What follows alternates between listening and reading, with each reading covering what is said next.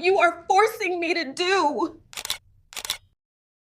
He made her wife sign a deal she lives to regret forever. He thought it was just paperwork, something small, something harmless, a signature between husband and wife. She trusted him. After all, he was the man who promised to protect her, the man who said, "It's for our future." She didn't read every line. She didn't know what he had already planned. She didn't see the trap hidden behind love and soft words.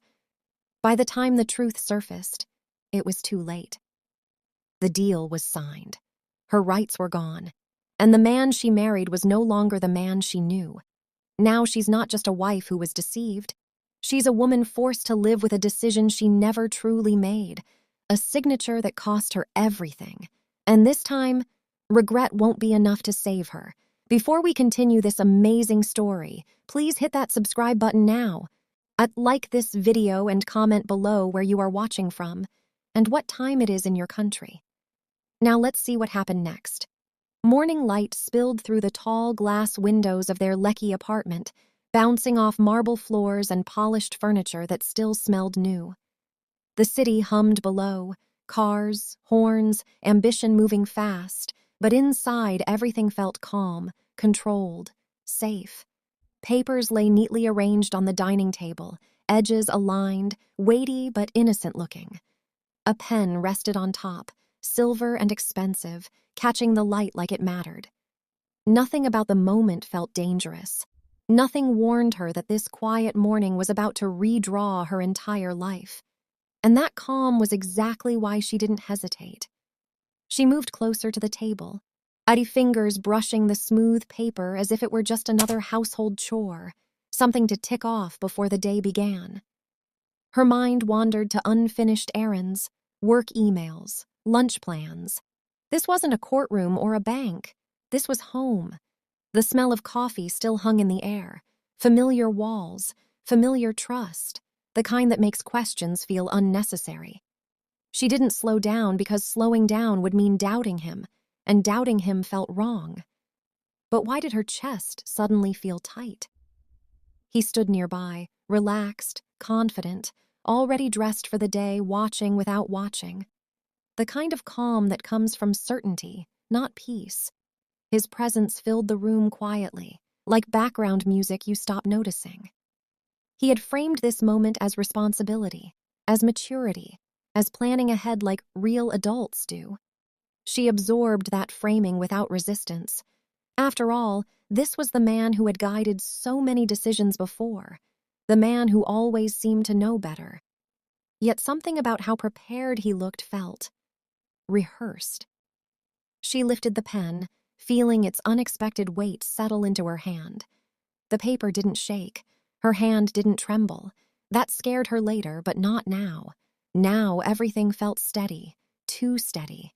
The words on the page blurred into legal shapes and unfamiliar phrasing, but none of it screamed danger. It was written in calm language, respectable language, the kind that hides sharp edges under politeness. She told herself she could read it later, but once the ink touched the paper, would later still exist? The pen moved, ink flowed. Her name curved across the page with the same signature she'd used 100 times before. Banks, contracts, marriage documents. Nothing about it felt different. No thunder, no sudden realization. Just a simple stroke that took seconds. Seconds that would take years to undo. She placed the pen down gently, unaware she had just handed something over, something she wouldn't realize was missing until it was gone. And that was the most dangerous part. Nothing felt stolen yet. He gathered the papers quickly, efficiently, stacking them like files instead of promises.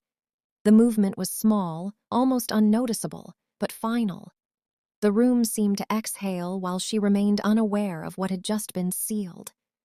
Outside, Lecky traffic roared louder now, impatient, relentless. Life was moving forward as if nothing had changed.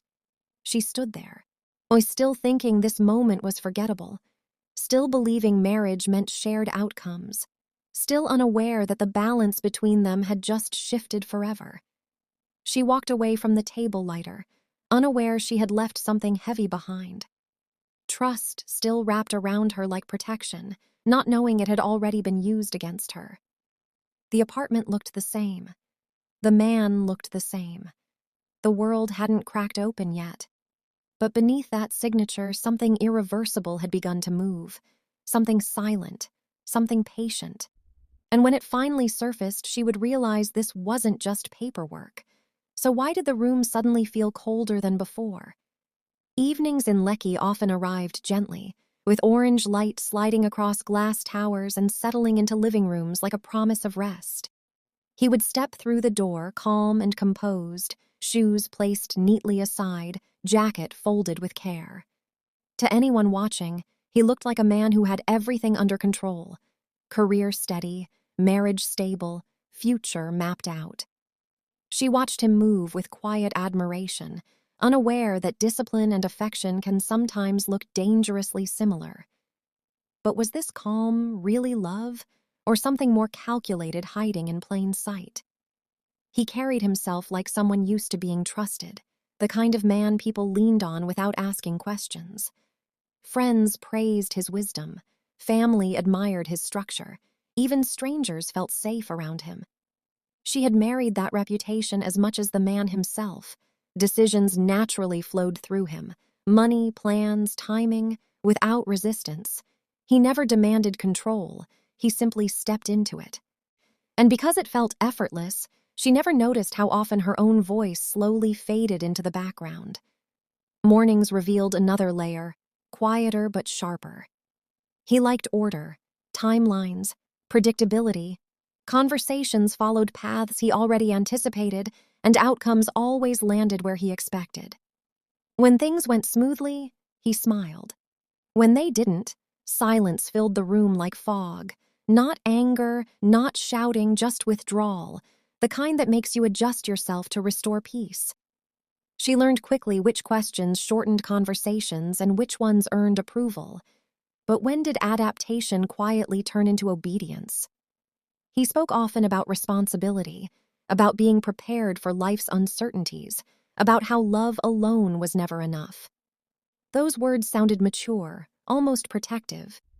They made her feel lucky to have someone who thought ahead. He framed control as care, planning as sacrifice, dominance as leadership. And because society applauds men who take charge, no one questioned it, not even her. Still, beneath that steady tone lived something restless, an ambition that needed more than partnership to feel satisfied. Sometimes she caught glimpses of it in small moments, how his eyes lingered too long on documents, how his posture shifted during conversations about assets or family property. There was a hunger there, subtle but persistent, not for love, but for certainty, ownership, security that couldn't walk away. He didn't fear losing her affection. He feared losing leverage. And slowly, without force, he began building walls she didn't yet realize were closing in around her. At night, now as Lecky quieted and generators hummed in the distance, he slept peacefully. Deep, untroubled sleep. She lay awake sometimes, staring at the ceiling, replaying conversations she couldn't explain the discomfort of. He always had answers. Always had reasons, always sounded right. That was the most confusing part. How could something feel wrong when it looked so correct? And why did questioning him suddenly feel like questioning the marriage itself?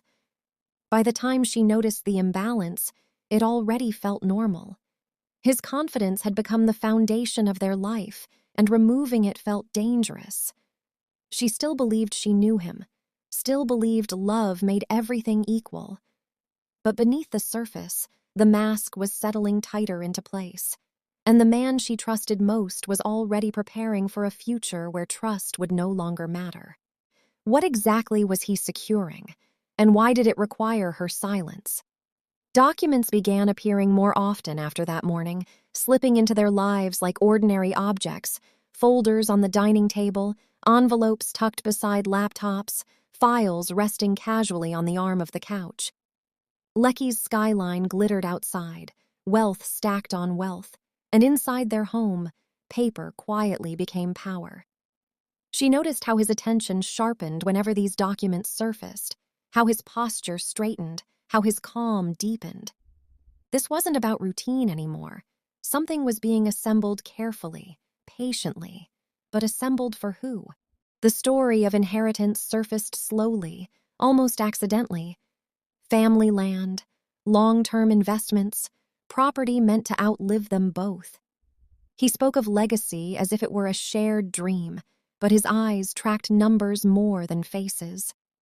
This wealth didn't represent comfort. It represented permanence, control beyond emotion. She had grown up believing inheritance was protection, something that anchored families. Yet here it felt different. Less like a shield, more like a lock. And she was beginning to sense which side of it she stood on. Lecky itself seemed to mirror the tension. Gated estates, guarded entrances, quiet power behind high walls. He admired that order, the way access was limited, the way ownership decided everything. He talked about stability the way others talked about love, with conviction and hunger. And gradually, marriage became part of that structure, a legal extension of assets and boundaries. Not a bond, but a system. She wondered when affection stopped being enough, or if it ever was. She noticed how certain papers were kept separate, stored more carefully, handled only by him. Some documents never crossed the dining table anymore. They moved straight from briefcase to locked drawer. Questions about them were answered with reassurance, never explanation. She didn't push, not because she didn't care, but because trust still whispered that pushing would be unnecessary. Yet each unanswered question settled in her chest like unfinished business, heavy and unresolved. The deal she signed began to echo in her thoughts, not as memory, but as absence. She couldn't describe what was missing yet, only that something felt oddly out of reach. But decisions about property suddenly bypassed her. Conversations about the future sounded complete before she spoke. It was subtle, clean, almost elegant. He wasn't taking anything loudly. He was redirecting ownership quietly, and the silence around it was starting to feel intentional. He moved through rooms with increasing confidence, as if invisible lines now belonged to him alone.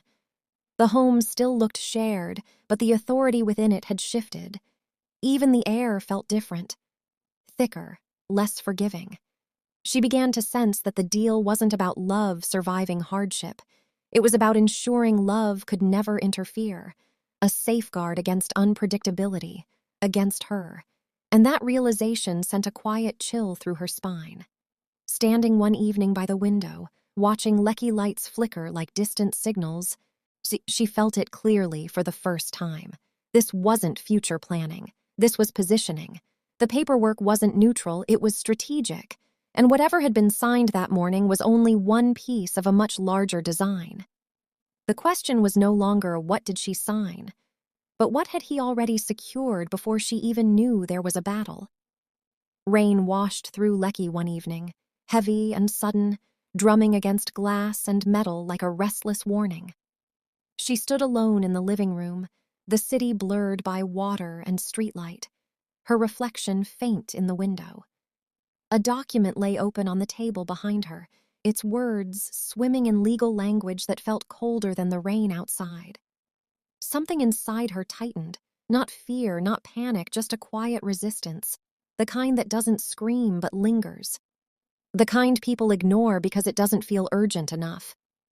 Her fingers traced a line of text that didn't sit right, a sentence that sounded too final, too absolute. She reread it, slower this time, feeling unease rise like heat under the skin. The house was silent, but her mind wasn't. Questions tried to form, but none felt safe enough to speak. Doubt felt like betrayal. Suspicion felt like disloyalty. She told herself she was overthinking. But why did her body feel tense if nothing was wrong? Memories of voices drifted in. Older women, aunties, quiet warnings wrapped in advice about marriage, money, and signatures. Cultural wisdom she had grown up hearing but never thought she'd need. Words about patience, about caution, about never signing what your heart doesn't understand. Back then, they sounded old-fashioned, fear-based, outdated. Now, they returned without invitation, heavy and persistent. But pride pushed them away, because trusting your husband was supposed to mean ignoring fear, not listening to it. She noticed how he answered questions before they fully formed, how explanations came quickly, smoothly, with reassurance layered into every word. His calm made her doubt herself. His certainty made her silence feel reasonable. He didn't forbid questions, he dissolved them. And that was worse, because nothing felt forceful enough to fight against. Nothing felt wrong enough to justify resistance. Yet the unease stayed, like a shadow that refused to move. Sleep became lighter. Thoughts became louder. Small moments triggered quiet panic, papers moving, drawers closing, folders disappearing. She started noticing patterns she once ignored, systems forming, structures tightening.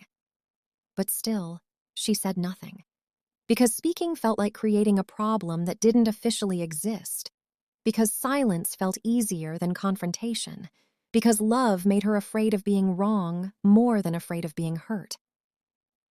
One night, power cut briefly, plunging the apartment into darkness. Generator noise rose outside, low and mechanical. In that darkness, she felt it clearly, the warning she had been avoiding. Not as a voice, but as certainty, a sense that something irreversible was unfolding without her consent. Her chest tightened, her throat felt dry. But when the lights returned, the moment passed, and she let it go. By morning, the fear had softened into familiarity. The warning folded back into routine. Life resumed. Trust reclaimed its place, and silence won. She didn't know that disobedience doesn't always look like rebellion. Sometimes it looks like compliance, like patience, like choosing peace over truth. And in choosing silence, she unknowingly walked past the last clear exit she would ever have. Morning routines in Lecky shifted without announcement, like tides that change direction before anyone notices.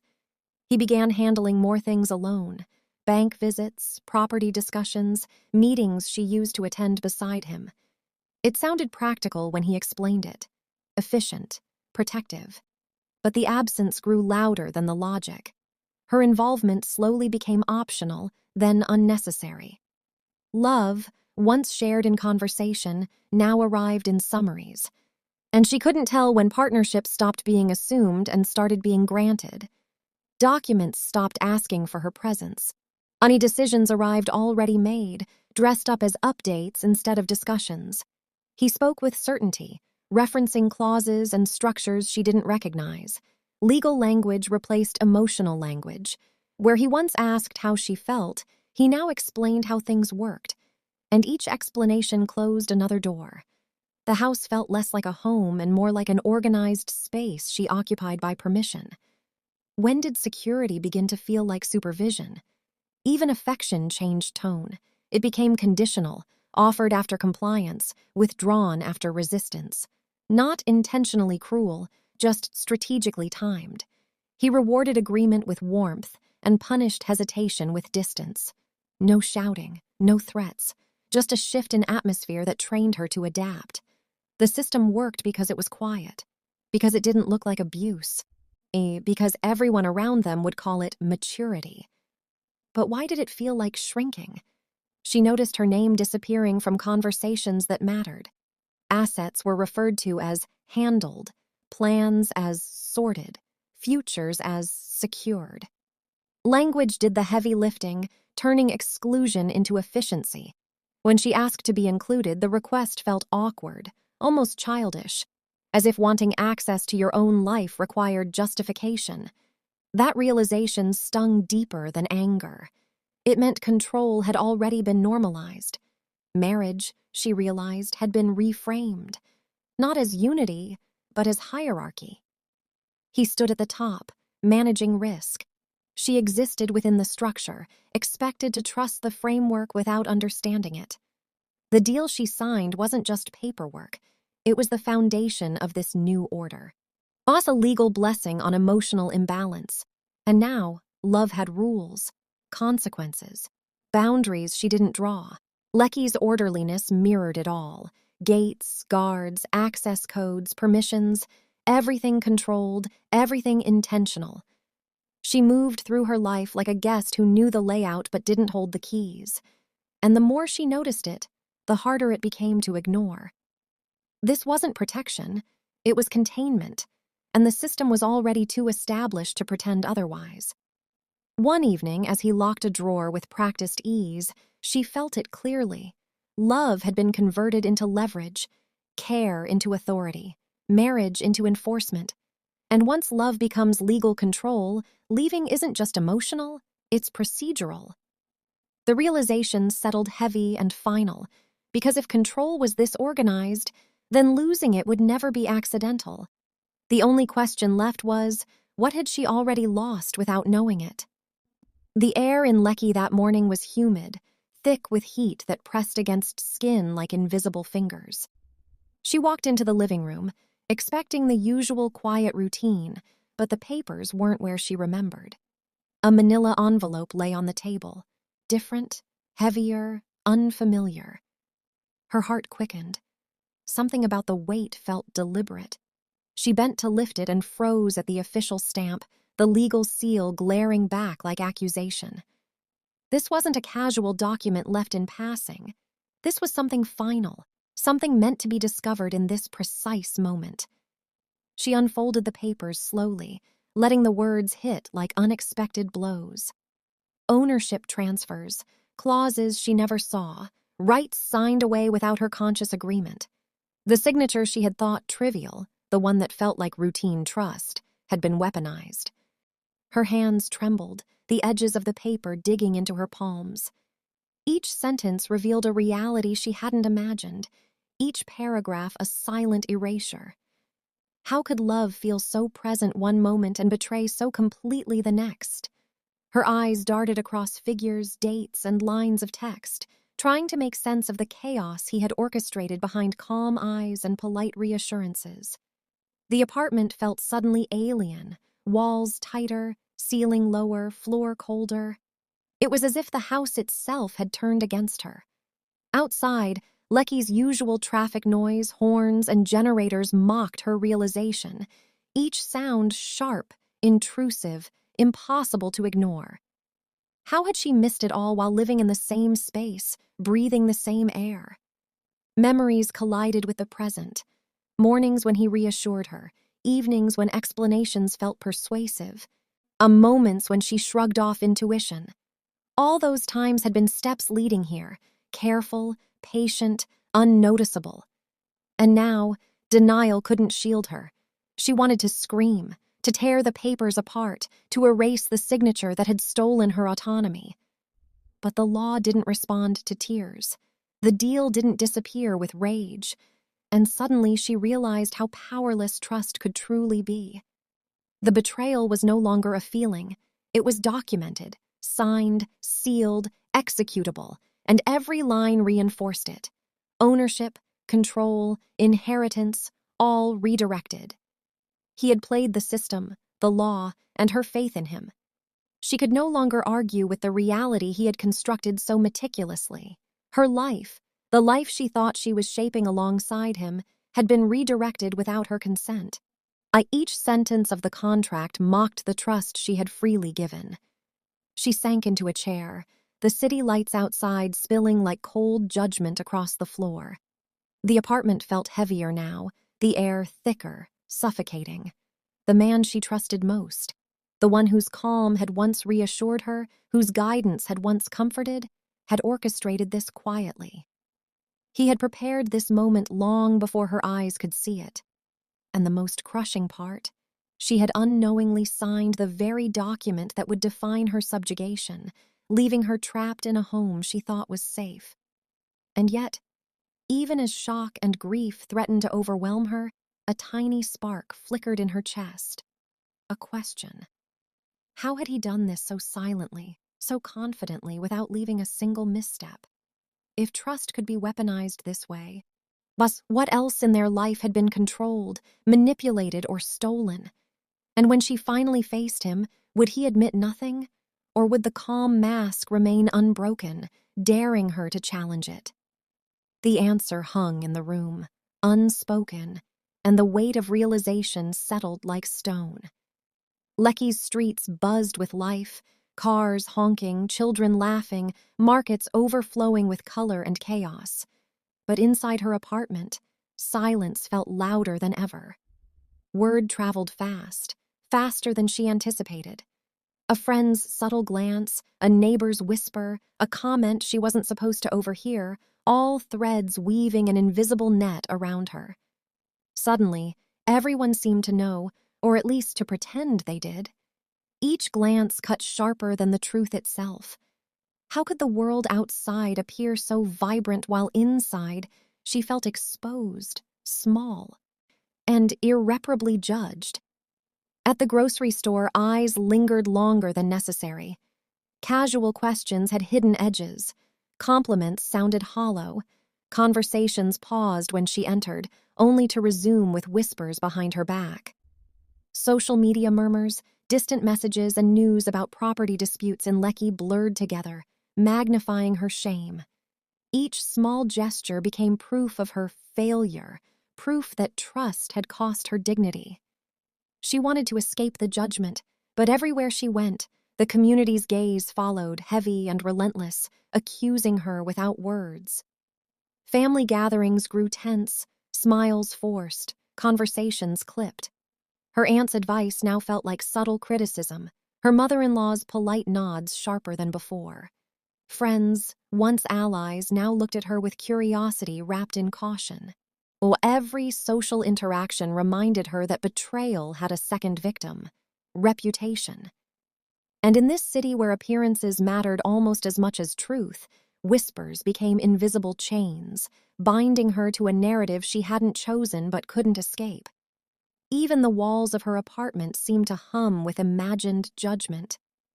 When she stepped outside, neighbors stared just a fraction too long. Drivers in traffic glanced at her.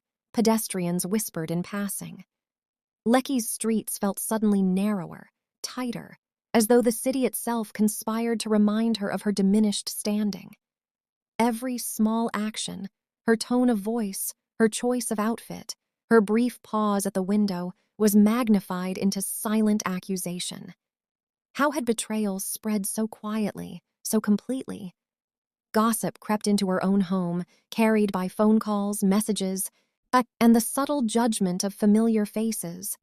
The betrayal wasn't just his anymore, it was everyone's.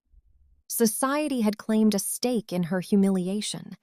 Each whisper, each subtle nod, reminded her that nothing in her life was purely private. Her shame had become public property, and her silence, once a shield, only encouraged more scrutiny. And in that suffocating scrutiny, she began to feel truly powerless. Even intimate spaces, once safe and private, became arenas of speculation. The cafe where she met friends, the park she jogged through, the corridors of her office, nothing was untouched. Eyes measured her reactions, conversations dissected her choices. And while she endured the betrayal in quiet, the world judged in loud, invisible waves. Her inner turmoil, once confined to herself, now had a stage. And every movement played before an audience of silent critics who seemed to enjoy her discomfort more than pity her. By nightfall, as Lecky's skyline glimmered through rain-streaked windows, she realized the truth. Betrayal had no boundaries. It had leaked into her community, her relationships, her reputation. Trust had been stolen, and dignity had been borrowed by judgmental eyes. And somewhere, in the distance, she felt the first prickling of defiance forming, though faint, uncertain. Could she reclaim her life before the whispers cemented her fate, or had the city already marked her? The question lingered, heavy, unanswered, and impossible to ignore. The apartment felt emptier than ever, though nothing had moved. Her clothes hung neatly, untouched, furniture remained in place, but everything familiar seemed smaller, tighter, suffocating. The signature she had trusted had already erased her place. Where she had been a partner, she was now invisible. Where she had felt ownership of her life, she now felt leased, temporary. Lecky's sunlight streamed through the windows, bright but cruel, highlighting a space she no longer fully occupied. And with every glance around her home, she realized that trust had cost her not just assets, but presence itself. Friends, once allies, began to drift. Invitations stopped coming. Calls went unanswered. The warmth of companionship cooled into polite distance. Social circles, which had once lifted her, now treated her as an object lesson, someone who had signed away her rights, her voice, her future. Even family avoided deeper conversations, uncomfortable with the reality now public. Silence became the soundtrack of her life, and isolation became the most brutal companion. How had a single signature rewritten not just contracts, but the way the world treated her? Her name, once spoken with pride, now carried subtle judgment. In meetings, at gatherings, in chance encounters, she felt the shift. People spoke around her, not with her, and decisions she once influenced were now executed without notice. Lecky's high rises gleamed outside like untouchable towers, a reminder that power and wealth could erase voices as easily as stone walls could block passage. She felt trapped in her own life, forced to watch as authority was wielded over her, legally and socially, with the quiet inevitability of a tide. The legal reality mirrored the social collapse. Banks, property offices, family lawyers, each interaction reminded her she had been reduced to a footnote in her own story. Rights that should have protected her had been quietly shifted. Ownership that should have belonged to her jointly was now singular, untouchable, and she had no recourse. The marriage she had entered thinking it was a partnership was, in effect, a system she was locked into, a life she could no longer fully claim. Every document, every clause, screamed, "Your agency is gone." Even in private moments, she felt diminished. Mirrors reflected not just her image, but the invisible weight pressing on her. Confidence, once steady, now wavered, voice trembling even when speaking alone. She moved through rooms like a ghost, touching possessions that were hers only in memory. Her laughter felt borrowed, her smile tentative. And every time she imagined confronting him, the reality pressed back. She was no longer in equal standing. Love had been turned into leverage, and she had no keys to reclaim it. Lecky itself seemed to mock her downfall. The city pulsed with opportunity, wealth, and advancement, yet she felt frozen on the margins, sidelined by a signature she barely understood. Where her peers moved forward, she stood in place, watching doors close, opportunities slip. The world did not wait for regret. It did not pause for shock. And slowly, painfully, she realized that she wasn't just humiliated, she had been erased, legally, socially, and emotionally, leaving her existence diminished to its barest form. By nightfall, as streetlights cast long shadows across her apartment floor, she faced the stark truth. She was no longer the wife she thought she was. Not partner, not equal, just a name on a page, powerless, watching the life she had trusted slip through her fingers. The realization was suffocating, almost physical, yet sharp with clarity. And deep inside, beneath the grief and shame, a small ember of anger flickered, quiet, almost imperceptible, but it hinted at a question. Could this erasure ever be undone, or had one signature truly taken everything? Lecky mornings gleamed like glass towers, but inside the apartment, subtle tremors began to ripple through his control. He moved with the same calm precision as always, yet small mistakes started appearing. Documents misplaced, messages overlooked, appointments mismanaged. Nothing catastrophic yet, but enough to unsettle the seamless authority he had built. Every imperfection, no matter how minor, whispered that mastery is fragile. And while he believed everything was solid, the first signs of imbalance were already taking root, quietly, invisibly, in places he thought unassailable. Allies who once nodded without question now hesitated, offering advice with restraint instead of compliance. Friends, colleagues, and associates, those he assumed were predictable, began showing subtle resistance. Small disagreements in meetings, delayed approvals, lingering looks of doubt. He dismissed them at first, confident in his dominance. Yet each hesitation gnawed at the edges of certainty, like termites slowly eating away at the foundation. He had ruled efficiently, ruthlessly, but power never goes untested for long. The first cracks always show before the collapse. Even in their home, minor disruptions began to unsettle the rhythm. Phones buzzed unexpectedly, deliveries came at the wrong time, emails lost in clutter. Each misstep was a reminder that no system, no matter how meticulously crafted, was immune to randomness or human error. His calm began to waver, a fraction at a time, almost imperceptibly. Lecky's chaos outside, usually background noise, now seemed to mock him. The same city that reflected his triumph also reflected his vulnerability, in glinting steel and flickering lights, reminding him that control is never absolute. She noticed the first signs, too, though he remained unaware. The confidence that once intimidated now looked slightly strained. His explanations, once seamless, took longer. He double-checked small details, hesitated before signing documents, muttered under his breath when he thought she wasn't looking. These micro-shifts didn't go unnoticed by her sharp instincts, the instincts she had silenced for so long. And for the first time, the man who had orchestrated her erasure began to show the human flaws he had hidden so carefully, cracks forming along the edges of his carefully constructed armor.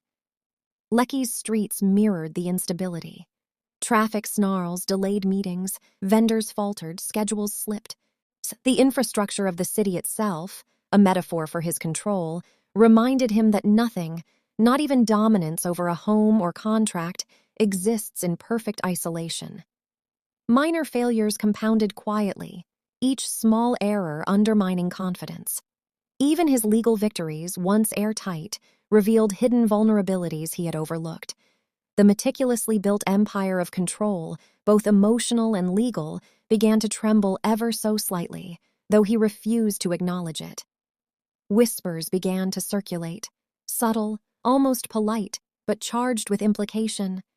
Friends he had dismissed, colleagues he assumed loyal, witnesses he thought compliant, all now hinted at overlooked details, unaccounted clauses, and small mistakes that might shift the balance. Each whisper landed like a grain of sand on an already delicate scale. His calm demeanor struggled to mask a growing tension, one that even he could no longer fully control. And in the quiet spaces where he had once felt invincible, doubt began to creep in. By nightfall, as the Lecky skyline reflected in the glass of his apartment, he felt it without admitting it. The illusion of victory is never permanent. Small cracks, imperceptible at first, had begun to undermine the empire he thought untouchable. Control, once total, now teetered. The first seeds of reversal had taken root, subtle but unstoppable. And somewhere deep in the city, in offices, homes, and whispers, fate was beginning to move, reminding him that no power, no matter how carefully wielded, is immune to the consequences of deceit. The morning sunlight cut through Lecky like sharp knives, illuminating spaces he thought secure. A courier arrived with papers he hadn't anticipated, documents misfiled, witness statements overlooked, small discrepancies buried deep in contracts he believed airtight. His hand trembled just slightly as he picked them up, the edges crisp, the ink permanent. Nothing seemed overtly dangerous, yet instinct prickled at the back of his neck. Something had slipped past him, a detail too small to notice until it became catastrophic. And for the first time, he realized that perfection, however meticulously crafted, had blind spots. Across the city, she sat quietly, reviewing her own copies, piecing together fragments he had assumed she ignored. Names, dates, clauses, once invisible to her, now glared like warnings in fluorescent clarity. A single overlooked paragraph, a forgotten witness, it a small loophole, enough to undo everything he had orchestrated. Her hands shook with the thrill of discovery, the empowerment of knowledge she had been denied. And in that moment, the tables began to tilt, not with noise or anger, but with the precision of strategy he hadn't anticipated. He moved through rooms with practiced confidence, expecting obedience, expecting silence. But subtle signs contradicted him. Phone calls unanswered, assistants hesitant, colleagues glancing toward her when they spoke. Each small act, innocent on the surface, carried weight he hadn't considered. And as he pieced together what she had discovered, his control, once absolute, felt suddenly fragile, as if the floor beneath him had shifted. In his arrogance, he had missed the quiet patience of someone wronged, and that patience was now active, deliberate, unstoppable. A clause he had dismissed as insignificant, buried in fine print, became his undoing. A figure he had underestimated, her cousin, an old family lawyer, produced documentation he had assumed lost. Details he considered irrelevant now proved fatal. The twist didn't shout, it whispered, as precise and devastating. And in that quiet revelation, he realized that life, when ignored and manipulated, has a way of reclaiming balance in ways no human could predict. The empire he had built on deceit was vulnerable to one overlooked truth. The first tremors of fear surfaced, subtle but undeniable. His calm veneer cracked in private moments. The very system he had used to control her, the law, contracts, witnesses, was now a weapon against him. Lecky's streets, so orderly and predictable, felt chaotic now, as though the city itself mirrored the instability in his world. Every familiar routine, every carefully planned interaction carried the potential for exposure. And he had underestimated the quiet determination of someone who had been silenced for too long. She realized finally that power is fragile. That authority without justice is temporary. The twist wasn't dramatic or explosive. It was inevitable, small, precise, unstoppable. And as he sat in the silence of his office, reviewing what she had uncovered, he understood the most bitter truth. Control achieved through deceit always contains its own undoing. The same contracts, the same documents, the same legal structures he used to dominate were now the instruments of his unraveling. By dusk, as Lecky's skyline reflected orange and gold over the water, the first stage of reversal had begun. He could no longer command, only react. She could no longer be ignored, only acknowledged. The twist, quiet and cunning, had arrived at the perfect moment. Fate, patience, and oversight combined to deliver balance, subtle but absolute. And in the hush of a city unaware of the shift inside one apartment, the story pivoted irrevocably. The hunter had become vulnerable, and the silenced voice was ready to speak. Rain fell over Lecky that afternoon, heavy and relentless, as if the city itself knew a reckoning had arrived. Inside their apartment, the calm he once wielded like armor began to shatter. Documents she had quietly collected now rested on the table between them, precise and undeniable. Her presence was no longer passive. Every paper, every clause, every overlooked witness became her weapon. The air vibrated with tension, thick and charged, as though each heartbeat waited to see who would falter first. The man who controlled everything was now forced to react. Small victories surfaced immediately. Clerks who had once deferred to his authority now acknowledged her presence, her voice carrying legal weight she had been denied for so long. Witnesses she had contacted quietly aligned with her position. His confidence faltered in these subtle acts. Smiles faltered, explanations hesitated, certainty cracked. He realized for the first time that the system he had exploited for dominance could also enforce accountability. Control was no longer his alone, and he felt the weight of consequences pressing against his carefully constructed facade. Neighbors and friends, previously silent spectators, began to notice subtle shifts. Whispers turned into cautious admiration. Eyes that had judged her now registered respect. Lecky's social currents began to ripple around her quietly, her restored agency visible even in small gestures. On invitations returned, conversations included her once again. She walked through the streets with a confidence previously denied, a silent reminder that societal power is never permanent when paired with truth. And he, who had assumed invulnerability, felt the sting of public awareness for the first time. Inside the apartment, confrontation became unavoidable. He attempted the calm, persuasive tones he had always relied on, but they fell flat against her newfound clarity. She spoke with precision, using knowledge he hadn't expected her to possess. Every assertion, backed by documentation, chipped away at his arrogance. Authority, once one-sided, became negotiable, and in that negotiation, she discovered that power had never truly been his. It had been a fragile illusion, dependent on her ignorance. The legal reversal was methodical, almost quiet in its execution. Contracts were challenged, clauses enforced correctly, and rights restored one by one. Lecky's courtrooms, offices, and legal frameworks became instruments of justice rather than tools of manipulation.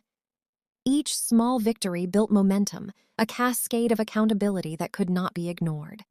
And as each decision favored her rightful claim, the house that once felt like a cage began to feel like a reclaimed space, a home restored by patience, cunning, and courage. By evening, as the sunset reflected amber over the lagoon, he sat in silence, stripped of the control he had taken for granted. The empire he had constructed with deceit had fractured, and every subtle misstep she had discovered now mattered. Every overlooked clause, every hidden witness, every quiet decision she had preserved became part of the reversal. And for the first time, he understood the absolute truth. Deceit can buy temporary dominance, but it cannot withstand deliberate justice. As night fell over Lecky, the city quiet and gleaming, she finally breathed freely. The tables had turned completely. Trust, once broken, had been replaced with authority, agency, and restored dignity. Her life, once diminished by a single signature, now unfolded with regained control. And the man who had orchestrated her fall could only witness the consequences of his actions, powerless and humbled. Karma, patience, and foresight had quietly delivered balance, and in that hush, the city held its breath, marking the moment justice arrived. The apartment was quiet now. I see Lecky's skyline twinkling through the glass as if observing the end of a long drama. She stood by the window, the city lights reflecting in her eyes, a mixture of relief and lingering pain. The signature that had once stolen everything now seemed distant, almost unreal. The storm of betrayal, humiliation, and isolation had passed, leaving clarity in its wake. In that stillness, she realized the weight of trust, the danger of blind faith, and the power of knowledge. Every misstep had become a lesson etched into her soul. He sat across the room, silent and diminished, a shadow of the man who had seemed untouchable. The arrogance, the calm, the control, it had all been temporary. And while the law had restored her rights, the human cost of deceit remained vivid. Faces of friends, neighbors, and colleagues who had judged too quickly still floated in her mind, reminders that the world does not wait for understanding, only consequences. Injustice can be hidden for a time, but eventually, clarity finds a way to restore balance, even if subtly, quietly, and without fanfare. She reflected on the fragility of appearances. Lecky's high-rises and luxury cars had once seemed proof of power and permanence. Now, they felt like mirrors of vulnerability, glossy surfaces hiding human weakness beneath. Trust, she realized, is fragile. Authority, however loud or legal, is temporary. And love, if mixed with deception, can be weaponized more sharply than any contract. She had been a silent victim once, but she had become an active participant in reclaiming her life. The lesson was clear. Vigilance and awareness are as essential as loyalty and faith. The signature she had signed, seemingly innocent at the time, had carried far-reaching consequences. It had taught her how easily one can be reduced without understanding, how quiet manipulation can work under the guise of love, and how legal systems can both protect and harm depending on who wields them. And yet, she did not allow bitterness to take root fully. Instead, she allowed understanding to settle in, a recognition that regret, if observed carefully, can fuel wisdom, not only sorrow. Outside, Lecky moved on, indifferent to the private upheavals of a single home. Cars honked, markets thrived, the ocean breeze carried laughter from the streets. Life continued, relentless and unjudging. She stepped into this world differently now, alert, cautious, empowered. The betrayal had scarred her, yes, but it had also revealed her strength. Lessons were learned the hard way, but they were indelible. And in this clarity, she recognized the subtle truth. The cost of a signature may be immense, but the cost of ignorance is far greater. He, on the other hand, would carry a different kind of lesson. Every moment of arrogance, every attempt at manipulation, every small cruelty had returned to him quietly but absolutely. Karma, patience, and oversight had ensured it. The balance she had reclaimed was not vengeance, it was justice. And in his regret, he would understand that deceit, no matter how clever, leaves footprints that cannot be erased. Lecky's skyline, glowing now in evening light, seemed to acknowledge this equilibrium. Justice had arrived in its own precise, silent way. As night fully settled over Lecky, she finally let herself breathe without fear or hesitation. Trust must be given carefully. Power must be measured and questioned. Love, when mixed with secrecy, becomes a tool rather than a gift. And yet survival, clarity, and courage can restore what was stolen, not by force alone, but through patience, observation, and awareness. The story ended, but its lesson lingered, heavy and bright, written in regret for those who dared to ignore it, and in hope for those ready to reclaim their lives before a single signature could ever decide their fate.